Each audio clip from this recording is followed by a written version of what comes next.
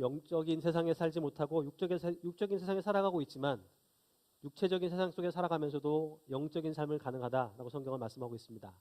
그리고 우리 한 사람 한 사람이 영적으로 살게 되면 교회가 영적으로 살게 되고, 교회가 영적으로 살게 되면 지역과 가정이 영적으로 살게 되는 것을 경험하게 될 것입니다. 계속해서 예수님 안에서 함께 지어져는 그 일들에 동참하시는 우리 모두가 되면 좋겠습니다. 계속해서 마태복음 말씀을 살펴보고 있습니다. 특별히 예수님께서 산에서 주신 가르침, 산상수훈의 말씀을 살펴보고 있는데요. 지난 주일에는 부활주일이었습니다. 그래서 부활주일 연합예배에서는 구약성경 다니엘서를 묵상했었고요. 우리 본 예배에서는 신약의 말씀 사도행전을 묵상했었습니다. 다시 이제 마태복음으로 돌아가게 되는데, 부활주일을 맞이하기 전에 우리가 묵상했던 말씀은 소금과 빛에 대한 말씀이었습니다. 이 말씀 마치면서 제가 소금이 담겨져 있는 작은 병과 초를 하나씩 나누어 드렸는데 기억하시죠? 네. 말씀은 기억하지 못하시더라도 받은 소금과 초는 기억하실 거다 생각하고 믿음으로 드렸는데, 이 말씀은 하나님 나라의 백성들, 다시 말해서 제자들이 이 땅에서 지녀야 될 정체성, 아이덴티티에 관한 그런 말씀이었습니다. 제자들의 아이덴티티, 정체성이 소금이라고 하는 말은 이 땅에서 어리석지 않고 현명한 사람들로 살아간다고 하는 뜻입니다. 그렇게 살아야 된다는 뜻이에요. 우리는 세상에 유익이 되고 세상의 부패를 막는 사람들이 되어야 한다는 그런 말씀인 것입니다. 이 땅에서 구별된 정체성을 가지고 살아가지 못한다면 우리는 영향력을 잃게 될 것이고요. 어리석은 인생에 빠지게 되고 말 것입니다. 맛을 잃은 소금이 아무 데도 쓸모가 없는 것처럼 맛을 잃은 그리스도인, 즉 어리석고 지혜롭지 못한 그리스도인은 이 땅에서 가치 있게 살아갈 수가 없는 것이죠. 오늘 말씀 함께 들으시면서 나는 어떠한 정체성을 가지고 여기 앉아 있고 예배하고 있으며 어떤 모습으로 또 한 주간을 열어가야 될지를 한번 생각해 보면 좋겠습니다. 나는 정말 가치 있게 그리스도의 삶을 감당하고 있는가 생각해 보면 좋겠어요. 제자들은 또 세상의 빛입니다. 세상의 빛. 우리는 하나님 앞에서 신실한 자들이 되어야 됩니다. 이게 좀 가리는데 잠깐 이렇게만 보겠습니다.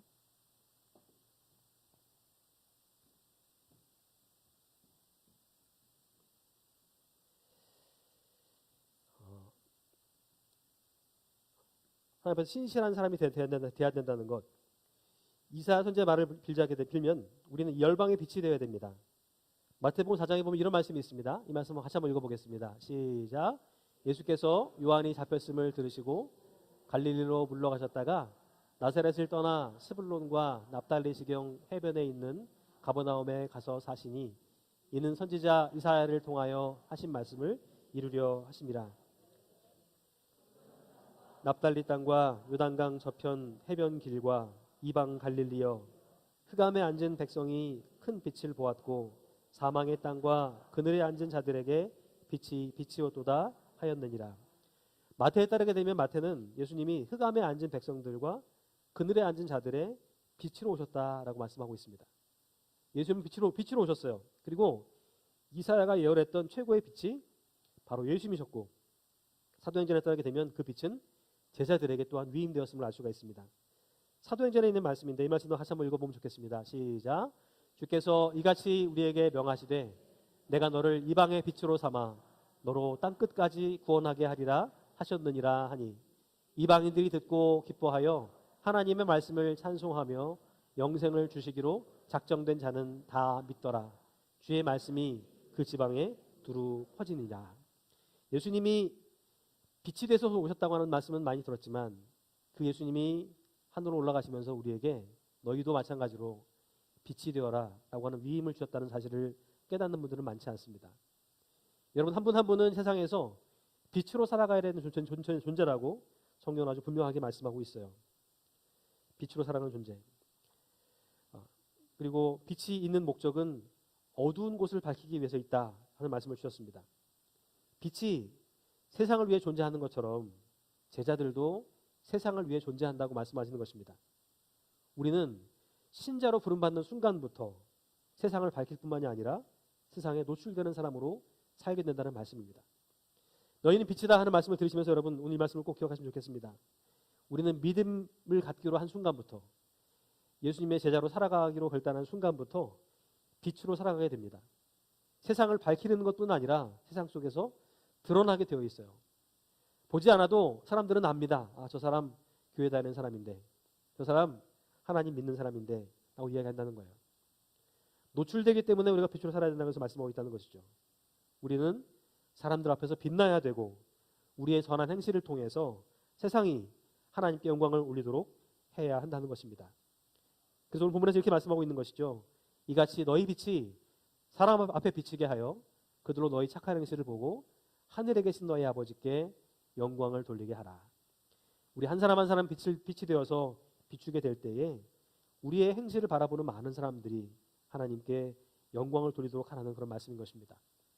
세상이 본연의 모습을 잃어버린 교회를 걱정하는 이 시대에 우리는 삶으로 우리 존재를 입증할 수 있어야 된다는 그런 말씀인 것이죠. 그리스도인들은 세상과 다른 가치관과 삶의 목표, 그리고 세상과는 다른 삶의 방식으로 구별되어 사는 사람입니다. 여러분, 그리스도인이라는 게 뭘까요? 저는 이 세 가지를 가진 게 그리스도라고 생각합니다.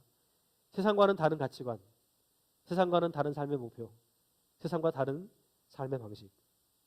나는 정말 이 세 가지에 있어서 다르게 살아가고 있는가 스스로 점검해 보면 좋겠습니다. 세상과 똑같은 가치관을 가지고 구별되게 살아갈 수는 없어요. 세상 사람들과 똑같은 목표를 가지고 구별될 수는 없습니다. 세상 사람들과 똑같은 삶의 방식으로 살아가면서 구별되게 살 수는 없는 것이죠. 그래서 우리는 늘 날마다 내가 다르게 살아가고 있는가를 점검해야 된다는 것입니다. 만약에 그렇지 못하다고 한다면 우리는 지금 가치 있게 살아가지 못하고 있는 것입니다.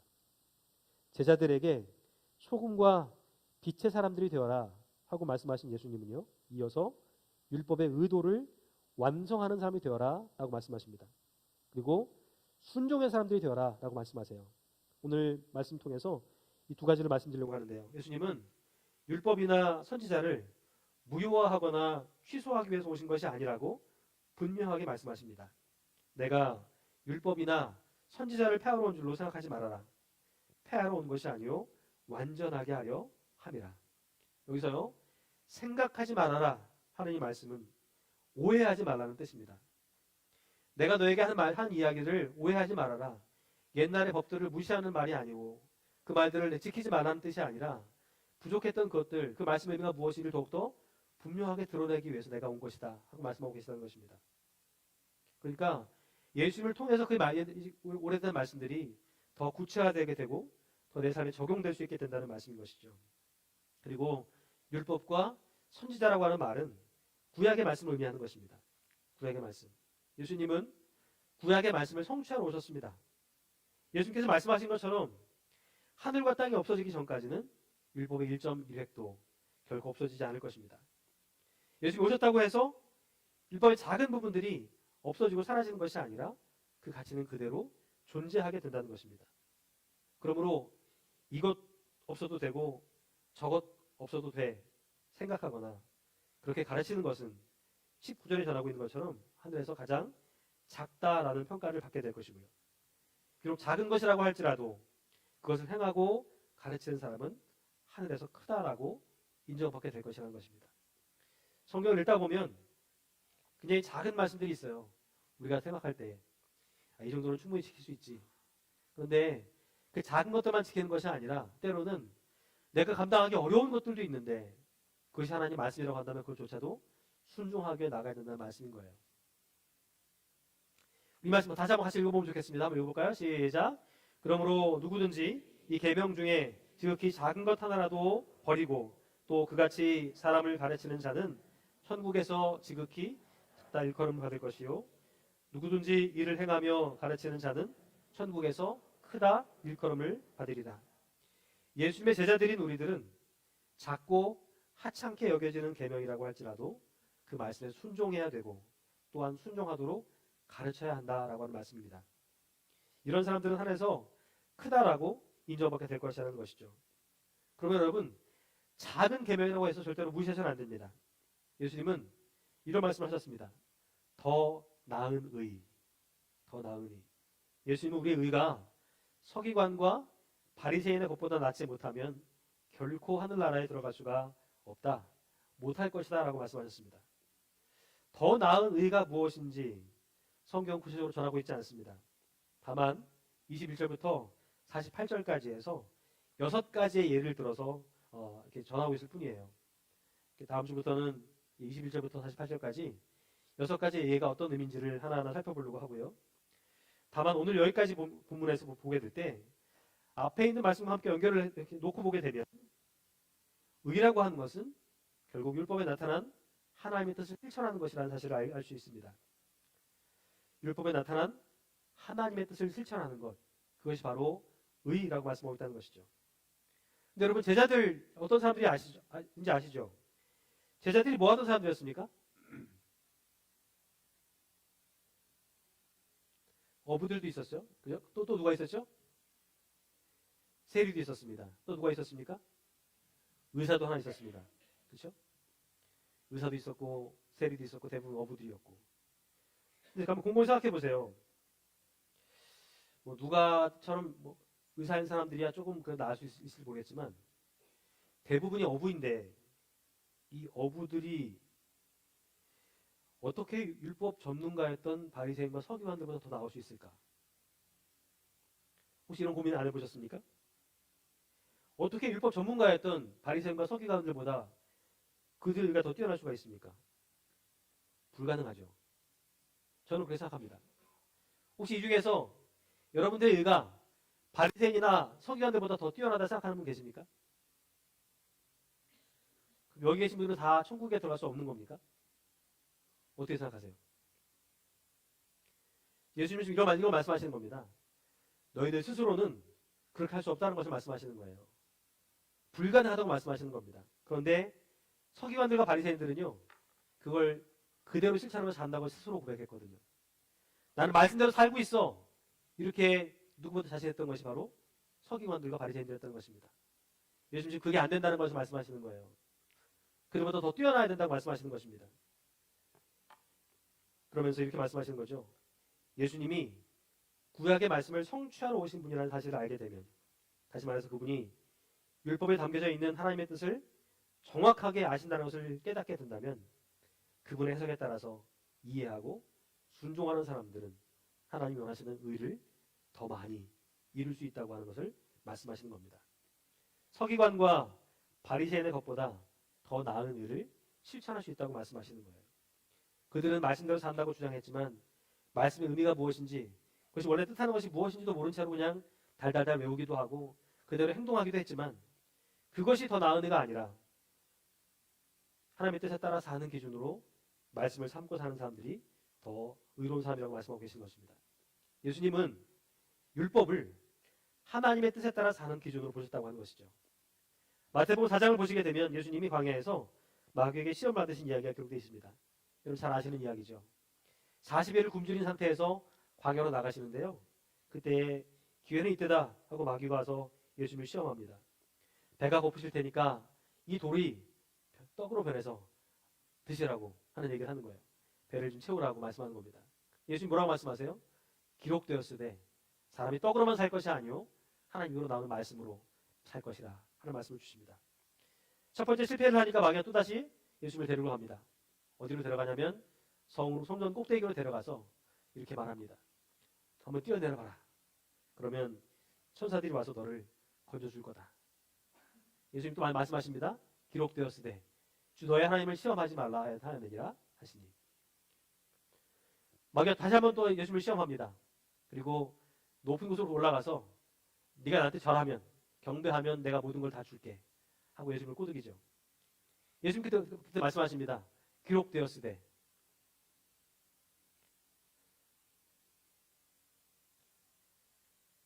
그러면서 말씀하십니다. 마귀가 두 번째 말할 때는 마귀도 예수님 말씀하신 것을 들으면서 자기도 기록된 말씀을 가지고 예수님을 시험하죠. 예수님이 다시금 기록된 말씀으로 그 말씀을 이겨내십니다. 마지막에 또다시 말씀으로 기록된 말씀을 가지고 지금 계속해서 이겨내고 있습니다. 이게 무슨 얘기입니까? 예수님은 하나님이 율법을 주셨을 때에 의도하셨던 것을 해석하고 가르치심으로써 율법을 완성하셨다고 하는 것을 말씀하고 있는 것입니다. 또 그분의 삶과 사역을 통해서 율법을 완성하셨는데 기록된 말씀으로 마귀의 유혹도 물리쳤다는 것을 전하고 있습니다. 그분은 율법의 말씀, 즉 구약의 가르침을 취사 선택하지 않으셨다는 것이죠. 내가 필요할 때 그 말씀을 뽑아서 나를 위한 도구로 사용하지 않으셨다는 것입니다. 그래서 여러분, 우리는 어떻습니까? 어떤 말씀에는 순종하고 어떤 말씀에는 불순종하고 있지 않으십니까? 하나님 나라 백성들은 율법의 가장 작은 것 1.1획까지도 생명의 말씀으로 여기고 그 말씀에 순종하는 사람들에게 말씀하고 계시는데, 나는 정말 작은 것 하나하나까지도 지키며 순종하는 자로 살아가고 있는가 생각해보면 좋겠어요. 서기관들과 바리새인들처럼 자기의 논리와 주장으로 말씀을 해석하는 일이 없어야 할 것이라는 것입니다. 전통이라는 이름으로 말씀의 의미를 제한하거나 축소해서 적용하고 가르치는 자리 대전은 안 된다고 하는 것이죠. 사도행전에 이런 말씀이 있습니다. 이 말씀도 같이 읽어보면 좋겠는데 한번 읽어보겠습니다. 시작. 그때에 바리새인과 서기관들이 예루살렘으로부터 예수께 나와 이르되 당신의 제자들이 어찌하여 장로들의 전통을 범하나이까? 떡 먹을 때 손을 씻지 아니하시나이다. 대답하여 이르시되 너희는 어찌하여 너희의 전통으로 하나님의 계명을 범하느냐? 이 사람들은 지금 율법대로 손을 씻어야 된다고 생각하고 있어요. 씻어야 율법을 지킨다고 생각하고 있습니다. 그런데 예수님은 뭘 말씀하시고 계시냐면 다음 절에 보시면 너희가 손을 씻는 것 자체가 중요한 것이 아니라 그 손을 씻으면서 너희 마음을 깨끗하게 정결하게 하는 것이 더 중요하다는 얘기를 하고 계십니다. 입으로는 날 공경하지만 마음은 내게서 멀어져 있다라는 말씀하시면서 씻는다고 하는 말의 의미가 무엇인지를 더 깊이 알게 해주신다고 하는 것이죠. 여러분들은 율법의 의도를 완성하는 분들이 되셔야 됩니다. 예수님은 우리가 문자만이 아니라 정신까지도 지키는 자들이 되기를 원하고 계세요. 예수님은 또 우리가 행위만이 아니라 마음까지 변화된 자들이 되기를 원하고 계십니다. 이 말씀의 정신과 마음을 잃어버린 채로 문자와 행위만 강조하고 있는 것은 아닌지 잘 분별해야 할 것입니다. 말씀을 암송하는 일 참 중요합니다. 그런데 암송하는 것 가지고 만족해서는 안 돼요. 암송한 말씀을 내 삶으로 살아내는 것이 중요하다고 하는 것이죠. 더불어 우리는 그 말씀에 순종하는 사람들이 되어야 됩니다. 우리는 보통 내 삶을 정당화시켜주는 말씀을 찾을 때가 많습니다. 그러나 성경은 내 삶을 정당화시켜주는 말씀을 찾기보다 말씀 앞에 정당한 삶을 살라고 말씀하고 있습니다. 오늘 다른 것은 다 잊어버리시더라도 요 하나는 기억했으면 좋겠습니다. 나에게 필요한 말씀, 내가 꼭 필요한데 그 말씀이 내게 붙잡고 싶은데 그걸 찾으려고 이렇게 애쓰지 마시고요. 내 삶을 정당화시켜주기 위해서 말씀을 이용하지 마시고 말씀 앞에 내가 정당한 삶을 사는 것이 먼저 우선되어야 된다는 사실을 기억하시면 좋겠습니다. 새 언약은요, 하나님의 의도가 거절된 거 아닙니다. 옛 언약 안에서 우리가 스스로 해결할 수 없었던 일들, 문제들을 예수님 안에서 믿음으로 성령으로 해결해 나가는 것을 의미합니다. 내가 죽고 그리스도가 내 안에 사심을 통해서 율법이 완성된다는 거예요. 혹시 내 힘으로 율법을 지키려고 하다가 애를 쓰다가 낙심하여서 좌절하고 있는 분들 없으십니까? 혹시 자기는 지키지도 못하면서 남들을 가르치고 정죄하는데 율법을 사용하고 계시지 않으세요? 나의 지적인 욕구를 충족시키기 위해서 남들에게 망신당하지 않기 위해서 그렇게 말씀을 배우고 훈련하고 있지는 않으십니까? 나는 정말 하나님의 말씀을 온전하게 나의 삶의 기준으로 삼고 있는가? 혹시 나도 하나님 말씀을 취사 선택하고 있는 사람들 중에 하나는 아닌가? 잘 분별해야 될 것입니다. 앞으로 말씀 속에 담겨져 있는 하나님의 의도를 6가지 예를 통해서 이제 살펴보게 될 것입니다. 이를 통해서 말씀대로 사는 삶이 무엇인지를 배워나갈 수 있는 기회가 되었으면 좋겠습니다. 오늘은 말씀을 짧게 마무리하고 지난 주간 제가 다녀왔던 도미니카 선교지에 대한 이야기를 여러분까지 나누려고 합니다. 말씀대로 산다는 것이 무엇인지, 이방 빛으로 산다는 것이 무엇인지를 여러분과 함께 나누고 싶어요. 도미니카 공화국 단기 선교 선교를 위한 준비 이제 답사를 다녀왔는데요. 여러분께 잠깐 소개하려고 합니다. 여러분 앞에 보시는 2개의 나라의 국기가 있어요. 우리는 IT를 섬기고 있는데 IT의 국기는 어떤 것일까요? 둘 중에서 우리가 2년간 섬기고 있는데 IT 국기도 모르고 있습니다. 지금 그죠? 저 뒤 예배당 입구에 매번 보면서 나가지만 1번으로 있는 게 IT인데 IT 국기를 잘 몰라요. 여러분 보시기에 오른쪽 위에 있는 게 IT 국기입니다. 그리고 왼쪽에 아래에 있는 게 도미니카 공화국 깃발이에요. 둘 다 파란색과 빨간색을 배경으로 하고 있습니다. 그래서 금년도 우리 교회 단기선교 포스터도 빨간색과 파란색을 따서 이렇게 만들었습니다. 뭐 이런 의미가 뭐 무엇이 중요한지 하는 분이 계시겠지만 그래도 저 나라를 섬기러 가면서 적어도 이 정도는 알고 계셔야 되지 않을까 싶어서 이렇게 소개를 합니다. 섬나라입니다. 여러분 보시기에 하나의 섬인데 가운데 이렇게 국경이 있습니다. 왼쪽이 하이티고 오른쪽이 도미니카 공화국입니다. 같은 땅이에요. 그런데 그냥 국경이 있습니다. 우리가 지난해 갔던 곳은 여기죠. 프랑스식 발음의 포트프랑스라는 곳이고요. 금년도 우리가 들어갈 곳은 도미니카 공화국의 산티아고라고 하는 지역입니다. 여기에 이 고나베 섬이라는 섬에서 사역하시던 선교사님 한 분이 나오셨다가 다시 들어가지 못하셔서 지금 도미니카 공화국에서 IT 사람들을 돕고 계십니다. 금년도에는 여기에 가서 IT 사람들을 도우려고 하는데요. 잠깐 이 나라를 소개하려고 합니다. 이 섬, 히스파니올라라는 섬입니다. 콜럼버스 잘 아시죠? 콜럼버스가 1492년도에 이 섬을 발견하게 됩니다. 그런데 섬을 발견하고 나서 이 섬에 살았던 원주민들을 다 학살하고 또 토착민들이 질병으로 죽게 되면서 이 섬에 살던 사람들은 싸그리 다 없어지게 됩니다. 그런데 점령을 했으니까 노예는 필요할 것이고 아프리카에서 노예들을 데려옵니다. 그래서 지금 도미니카 공화국과 하이티 이 두 민족의 조상들은 사실은 아프리카에서 끌려왔던 노예들입니다.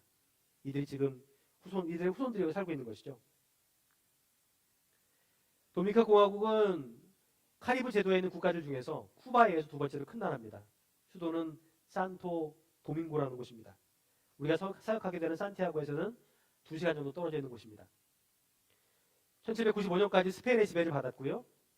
바젤 조약으로 섬 전체가 프랑스의 지배를 받게 되면서 프랑스 말을 사용하게 되는데 왼쪽에 있는 이 IT 섬 사람들은 프랑스 말을 배경으로 하고 있는 크레올어를 사용하고 있습니다. 그런데 프랑스가 지배하고 있던 중에 1809년에 다시금 스페인이 도미니카 공화국 지역을 점령하게 됩니다. 그러면서 이 도미니카 공화국은 스페니시 언어를 자기 국가의 언어로 사용하게 되죠. 1821년도에 독립을 선포했지만 지금은 어려운 하이티가 도미니카 공화국을 점령했습니다. 그리고 1844년도 2월 27일에 하이티로부터 도미니카 공화국이 독립을 하게 됩니다. 그럼 여러분 어떤 마음이 들지 아시겠어요? 하이티 사람들과 도미니카 공화국 사람들 관계가 어떨까요? 나쁠 수밖에 없죠. 선교사님 말에 따르면 한일 관계보다 더 나쁘다 이런 얘기를 합니다. 그래서 도미니카 공화국에 살아가는 하이티 사람들은 직장도 의료보험 혜택도 학교 교육도 받을 수가 없습니다. 이런 곳이 바로 도미니카 공화국입니다. 이번 선교지를 이런 곳에 가게 되는데 다시 65년까지 스페인의 지배를 받으면서 67년에 다시 스페인을 완전히 몰아내는데 성공했지만 잠시 미국의 속령으로 지배를 받게 되었고 이후에도 독재 정권이 들어서는 등 불안했던 시기를 겪으면서 지금 도미니카 공화국이 현재 있습니다. 지금은 굉장히 관광 도시로서 아주 좋은 나라입니다. 스페인어가 공용어지만 이 전체 인구의 10%가량 100만 명 가량이 IT 사람으로 지금 추정되고 있습니다. 지금도 계속해서 넘어오고 있겠죠. 국경은 폐쇄되었지만 이번 여정은 버밍햄 공항을 출발해서 마이애미를 거쳐서 푸에르토 플라타라는 공항을 가게 됐고요. 푸에르토 플라타 공항에서 차로 1시간 정도 떨어진 산티아고까지 이동을 했습니다. 버밍햄 공항을 출발해서 산티아고 공항 이제 푸에르토 플라타 공항에 도착을 했습니다. 여느 동남아 도시와 비슷하게 생긴 공항이죠. 깔끔하고 좋습니다. 먼저 우리가 묵게 될 숙소를 갔습니다. 묵게 될 숙소는 침대, 작은 주방까지 다 포함되어 있는 그런 곳이고요. 이번에 가시는 팀들은 가족은 가족 단위로 또 가족이 같이 가지 않는 경우에는 남자 여자 같이 구분해가지고 그렇게 방을 좀 얻어서 지내려고 합니다. 여기는 방 2개짜리 그런 숙소고요. 제가 갔을 때는 99불에 3개 식사까지 다 포함되어 있는 올 인클루시브 그런 프로그램이었습니다. 그런데 여기와 다르게 이제 1시간 정도 내려가는 길에 IT 사람들이 사는 곳을 갔습니다. 비포장도로입니다. 다 포장도로인데 IT 사람들이 사는 곳은 포장되어 있지 않습니다. 지난해 IT 가신 분들을 기억하시겠지만 IT가 똑같습니다. 그냥 이렇게 맨 땅에다가 합판 갖다가 양철판 갖다가 집을 짓습니다. 그러면 나라에서 그 집을 인정해 준답니다. 넘어오면 무조건 집을 짓는 거예요. 전기도 없고 물도 없습니다. 그냥 지어요. 그리고 남의 집에서 물거나 이렇게 전기랑 물을 따옵니다. 훔치는 거죠. 그렇게 지내고 있어요. 그래도 이 동네는 그나마 깨끗한 편입니다. 또 다른 지역을 방문해서 다녔고요. 가는 곳마다 다 비포장 도로입니다. 그곳에 작은 교회가 하나 세워져 있습니다. 이 교회 안에서 보시면 이렇게 생겼는데요. 강단이 이렇게 있고 위에 양초로 된 지붕이 있습니다. 이 교회는 그래도 좀 나은 교회예요. 상황이 이렇게 깔끔하게 지어져 있으니까요. 이 안에 갔더니 아이들이 학교 공부를 하고 있습니다. 한 20, 30여 명이 공부를 하고 있어요. 학년 구분대로 책상을 앉았어요. 같은 방에서. 가서 그냥 수학하고 영어하고 배우고 있습니다. 오른쪽에 칠판에 뭐 써놓고 배우고 있는데 저걸 배우고 있는 아이 모습이에요. 이곳에 우리 김성훈 선교사님이 계시는데요. 평신도이십니다. 의사 선생님이신데 의사를 하다가 이제 소명을 받고 IT 섬에 들어가 사역을 했는데 섬에서 사역을 할 수 없게 되면서 산티아고에 나와서 지금 작은 집을 하나 빌려서 클리닉을 이렇게 만들었습니다. 방을 개조해가지고 침대 만들어 놓고 여기에서 이제 IT에서 공부한 유학 와서 공부한 사람들이 지금 섬기고 있고요. 여기 계신 남자분 모자 쓴 분이 선교사님이십니다. 왼쪽에 있는 여자 자매는 미국에 사는 자매인데 1년간 지금 와서 돕고 있다고 합니다. 클리닉을 돕기 위해서요. 섬기는 분들이에요. 김성원 선교사님 의사 선생님이시고요. 현지에서 의과대학을 마치고 같이 섬기고 있는 또 현지인들이고 장로님 한 분하고 자매 하나가 한의사로 지금 와서 사역을 하고 있습니다. 그리고 밑에 발론티어들이 이렇게 학생들이 지금 공부하는 학생들이 있고요. 의과대학 학생들이 강아지도 하나 발론티어로 지금 봉사하고 있다고 합니다. 네. 네. 동네 개인데 아까 전에 본 것과 좀 분위기가 다르게 또 다른 마을에 갔습니다. 이 마을 모습인데요. 다 지은 거예요, 이게. 공사 중인 줄 알았는데 설명이 그대로 나와 있고요. 여기서 마찬가지로 아이들이 학교 공부를 하고 있습니다. 그리고 바글바글하게 애들이 있어요. 한 3, 40명 되는 아이들이 이렇게 있는데 이 아이들이 곳곳에 이렇게 테이블 펼쳐놓고 선생님이 왔다 갔다 하면서 공부하고 있습니다. 이번에 가게 되면 아이들 VBS도 해줘야 되지만 수학도 가르쳐주고 영어도 좀 가르쳐주고 오는 그런 사역들을 해보면 좋겠다 생각이 됩니다. 학교를 갈 수 없으니까요. 여기가 전부예요. 이 아이들에게는. 이 아이들이 무슨 소망이 있을까 생각해보게 되는데 이 교회를 섬기는 목사님이 손님 왔다고 교회 나무에 올라가서 저거를 하나 따줬습니다. 딱 잘라서 이렇게 마시라고 줬는데 최고의 대접 받았던 것 같습니다. 여기에 보면 이제 예배당 안에 그냥 벽돌 쌓고 나무로 된 거 하나 강단 만들어 놓고 뒤에는 가려놨습니다. 여기에 보면 우리처럼 화나도 하나 했습니다. 작은 나무도 하나 갖다 키우고 있습니다. 선교팀 먹을 도시락도 한번 먹어봤습니다. 뭐 이상한 식물 말린 걸로 이렇게 해서 빻아가지고 만든 누룽지 같은 게 하나 있고 치킨이랑 돼지고기. 아마 이번에 선교팀 가면 한두 번 정도 먹게 될 것 같습니다. 또 다른 마을에 갔습니다. 이 마을 보시면은 쓰레기가 질비하게 있습니다. 다 쓰레기예요. 길에. 다 쓰레기고 여기도 그냥 오솔길처럼 되어 있습니다. 여기에는 아이들이 학교도 못 가고 집에서 이렇게 놉니다. 선교사님이 저런 데를 다니면서 이 아이들 병 고쳐주는 일을 하는 거예요. 약도 주고 치료도 해주고 그러면서 알게 된 사람들이 하나둘씩 생기게 되고 요 지역에 사는 판자촌 동네 사는 그래도 왕언니 같은 개념인데 요 언니가 통하면 사람들이 많이 모인답니다. 그래서 이 언니를 통해서 이제 만났고요. 여기 선교사님과 선교사님 아내분이 두 분이 섬기고 있습니다. 이 친구는 같이 의료사역에 동참하고 있는 사람들이고요. 어디를 가나 여자분들이 강인한 것 같아요. 여자분들은 나가서 어떻게든 일하려고 나가 돈 버는데 남자들은 여기 모여서 지금 닭싸움 하고 있습니다. 돈 걸어서 돈 내게 하고 있는 거예요. 지금 할 건 없고 닭싸움 붙여가지고 지금 네가 이겼냐 내가 이겼냐면서 지금 싸우고 있는 거예요. 저게 지금 IT 사람들, 난민들의 삶의 현장입니다. 저런 부모들 밑에서 뭘 배울 수 있겠어요. 맡겨져 그냥 방치되어 있는 것이죠. 선교사님이 유학 온 대학생들을 섬기기 위해서 IT 사람들 섬기기 위해서 대학 근처에 이렇게 작은 방을 하나 얻어서 선교센터로도 활용하고 있습니다. 저기 선교 공부도 가르치고 또 예수님 전하면서 이렇게 보내고 있는데 이번에 청년들이 같이 가면 저런 대학생 사역도 같이 하면 좋을 것 같다 생각이 듭니다. 우리 이번에 가서 도울 사역들이 많은데 어린이 사역 이동 진료 사역, 노방전도 사역, 청년 대학생 사역까지 이런 사역들을 주로 하게 될 것 같습니다. 여러분 지난 5년 동안에 선교 한번 다녀본 적 있으십니까? 여러분 사는 동안에 주님 부탁하신 선교의 사명을 한번 감당해 본 적 있으십니까? 나중에 은퇴하면 가지, 나중에 돈 모아서 가지 하는 분들 많이 계시겠지만 말씀 하나하나 한 구절 한 구절에 순종하는 마음으로 가게 되면 그 말씀이 어떻게 이루어지는지를 볼 수 있게 되는 현장이 바로 이런 곳입니다. 다시 한번 여러분께 좀 부탁드리고 싶어요. 예배당 입구에 참가 신청서가 있습니다. 항공권만 부담을 하시면 나머지 모든 비용은 교회가 지원합니다. 이런 교회가 많지는 않습니다. 그런데 이번에 특별히 어려운 지역을 같이 돕는 만큼 고생하시는 만큼 교회가 할 만큼은 해야지 하고 지금 하려고 생각하고 있습니다. 저희도 가족이 비용이 많이 들긴 하겠지만 가족 여행 삼아 아이들 데리고 가보려고 합니다. 아이들이 뭘 할 수 있겠냐마는 그냥 저기서 저렇게 공부하고 싶어도 할 수 없는 아이들만 보면서도 큰 도전과 비전을 바라볼 수 있지 않을까 싶어서 같이 가보려고 해요.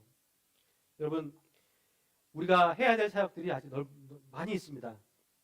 주께서 이같이 우리에게 명하시되 내가 너를 이방의 빛으로 삼아 너로 땅끝까지 구원하게 하리라 하셨느니라 하니 이방인들이 듣고 기뻐하며 하여 하나님 말씀을 찬송하며 영생을 주시기로 작정된 자는 다 믿더라.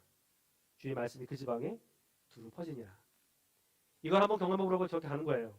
그래서 여러분 금년에도 함께하는 사역에 참여해 보시고 한번 도전해 보시면 예수님이 여러분 가운데 함께 역사하셔서 여러분을 통해 놀라운 일들을 하시는 것을 발견할 수 있게 될 것입니다. 한번 가보면 좋으실 거예요. 그리고 신앙의 눈이 그리고 믿는다는 게 무엇인지를 발견할 수 있게 되는 좋은 기회가 될 수 있을 것입니다. 많이 참여해 보시고 항공권만 준비하시면 좋을 것 같으니까요. 그렇게 함께 참여하시면 좋을 것 같습니다. 예배당 입구에 신청서가 비치되어 있습니다. 일부러 신청서를 받습니다. 이번에는 받아서 미리 준비하게 하려고 하는 거니까요. 여러분들이 원하는 사역에 체크하시고 같이 가겠다고 정하시고 결단하시면 아마 그 속에서 많은 은혜를 또 경험할 수 있게 하실 것입니다. 우리가 해야 될 일이 많이 있습니다. 작은 문제 앞에서 상황 앞에서 그냥 넘어지고 좌절하고 그렇게 그냥 신앙생활을 포기하고 예배 가기도 어려워져가는 그런 삶을 살라고 우리에게 주는 것이 아니라 영향력 있는 삶을 살라고 가치 있게 살라고 말씀하고 계세요. 그 말씀에 순종하는 마음으로 함께 도전하셔서 또 새로운 한 주간에도 그렇게 새로운 결단과 다짐으로 주님의 뜻을 이루어가는 한 주간을 만들어갈 수 있기를 주님의 이름으로 부탁을 드립니다. 함께 기도하시겠습니다.